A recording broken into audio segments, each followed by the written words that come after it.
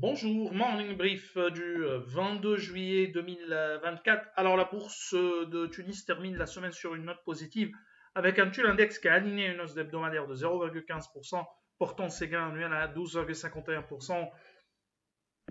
Le TUL index qui était sur une série de 7 séances de hausse consécutives a perdu lors de la dernière, a terminé sur une note négative lors de la dernière séance de la semaine et qui avait atteint bien sûr des niveaux inédits, plus de 9873 points, s'approchant désormais de la barre du seuil euh, historique de 10 000 points. Alors, pour ce qui est des principaux écarts de la semaine, on a Sogna qui monte de 6,63%, Sogna qui a publié des chiffres T1, T2 2024 qui sont encore décevants. Telnet progresse de 6,21%, par contre, Telnet, des chiffres qui sont de bonne qualité. Alors, Annibalis qui progresse de 4,85%, 4,76% de hausse pour STB, Assad qui progresse de 4,17% en dépit d'indicateurs d'activité en léger repli pour le deuxième trimestre, mais qui s'arrête toujours sur une hausse pour ce premier semestre, pour l'ensemble du premier semestre, mais un news flow qui est négatif surtout concernant l'amende aux pénalités douanières qui dépassent un montant, disons, insoutenable, qui est un montant insoutenable et qui ne peut pas être payé par ça de plus de 234 millions de dinars. Sotetet qui progresse de 3,26%, Delis Holding avance de 2,97% et MG qui a une hausse de 2,87%. Côté baisse, on a Sifat qui recule de 15,2%, Sotrapid la devise de 8,7%, Artes perd 7,98%, 6,36% de repli pour Beslis, Monoprix cède 4,48%, Poulina accuse un repli de 2,11%, 2,02% de perte pour Biat et Tijariban qui abandonnent 1,64%. Donc on a un Sokna qui continue d'avoir encore du mal à concrétiser des ventes, avec des ventes S1 2024 qui s'établissent à 216 000 dinars, 57 000 dinars au cours du T2 en 2024, contre 1,7 million au terme du premier semestre 2023. L'effondrement des revenus se justifie par le retard dans l'achèvement d'un projet SI à Almanzanov, chiffre d'affaires prévisionnel autour de 27 millions de dinars. Au terme de ce premier semestre 2024, les promesses fermes s'élèvent à 5 765 000 dinars, des chiffres qui sont inférieure aux attentes, mais on s'attendait à une baisse et on table sur une reprise à partir de 2025. Alors on a aussi qui retrouve avec des ventes qui retrouvent le seuil de 30 millions de dinars de revenus, reprise des ventes qui étaient attendues, même dans cette ampleur. Revenu deuxième trimestre 2024 qui ont bondi de 18,7%, 30 381 000 dinars depuis le début de l'année. Le chiffre d'affaires semestriel d'Eurocycle progresse de 10,4% à 54 300 000 dinars, 9,06% attendu par Alpha Mena pour la croissance sur l'ensemble de l'année. Dette d'Eurocycle continue de baisser, et ça c'est une bonne nouvelle puisqu'elle s'établit à 57 418 000 dinars. C'est relatif à l'écoulement de son stock contre 63 999 000 dinars 31-12-2023, des chiffres qui sont globalement en ligne avec les attentes. Alors,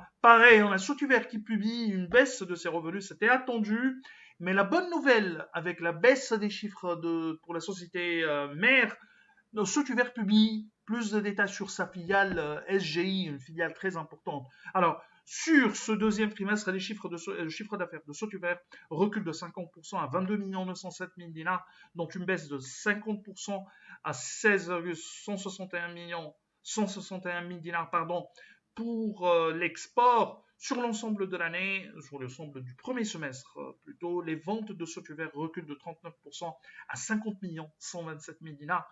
Vente export qui accuse un repli de 37% à 32 886 000 dinars. Cependant, la baisse du chiffre d'affaires consolidé, y compris donc les ventes de SGI, se réduit à 9% à 110 707 000 dinars, dont 65% à l'export.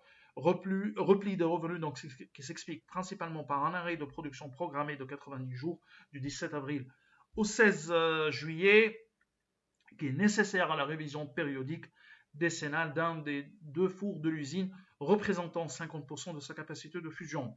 Alors, Sotuver informe qu'elle a encore acheté une partie des minoritaires dans sa filiale SGI 22% pour une somme de 18 63 000 dinars, donc valorisation 100% autour de 82 104 000 dinars. CAPEX S1 2024 concerne essentiellement la rénovation d'un des fours de l'usine et l'acquisition de nouveaux matériels pour la modernisation de la chaîne de production pour une valeur globale de 32 81 000 dinars.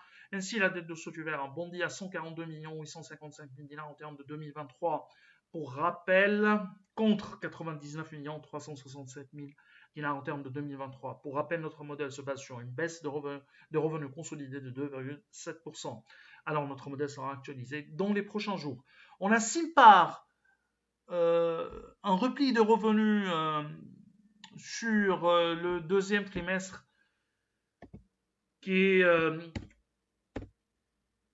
de 14,6% à 1 569 000 dinars. Depuis le début de l'année, les ventes de Simpar ont accusé un repli de 19% à 2 577 000 dinars. Les promesses de vente fermes s'élèvent à 4 millions de dinars. Nous étions prudents sur les ventes 2024, moins 23,6% estimés. Et ces chiffres confirment notre posture. EBITDA, premier semestre 2024, se situe à 116 000 dinars contre 1 106 000 dinars une année auparavant. Alors, chiffre d'affaires T2 2024 pour Assad accuse un léger repli. On parle d'Assad de 1,4% à 23 42 000 dinars. Toutefois, les ventes du fabricant de batteries sont encore en hausse au terme du premier semestre 2024, avec une progression de 13,9% pour le chiffre d'affaires S1 en 2024 à 42 189 000 dinars, dont une croissance de 18,5% à 24 330 000 dinars. Pour l'export, la dette d'Assad se monte à 92 370 000 dinars, alors qu'elle était à 99 241 000 dinars à fin 2023. Alors Assad vient d'informer, là, c'est la nouvelle pour Assad, se monte à 92 360 donc Assad vient d'informer qu'un jugement de première instance a été prononcé le 11 juillet 2024, la condamnant à des pénalités s'élevant à 234 millions de dinars. Fait un chiffre, Assad mère, je parle Assad Tunisie, fait un chiffre d'affaires de allez, un peu plus de 100 millions de dinars. 234 millions de dinars de pénalité, avec une dette de 92 millions, hein. 84, plutôt une dette donc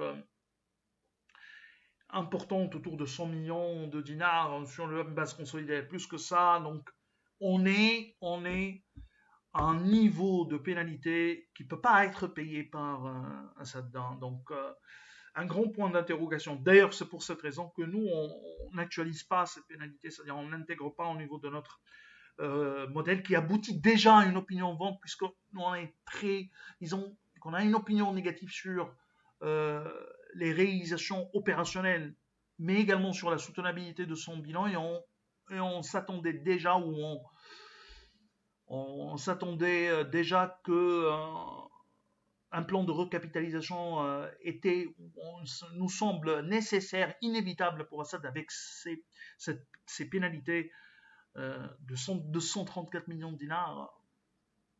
Un grand point d'interrogation sur la continuité d'exploitation d'Assad, si ce jugement est confirmé, bien sûr, parce que Assad et le management annoncent qu'il va faire appel et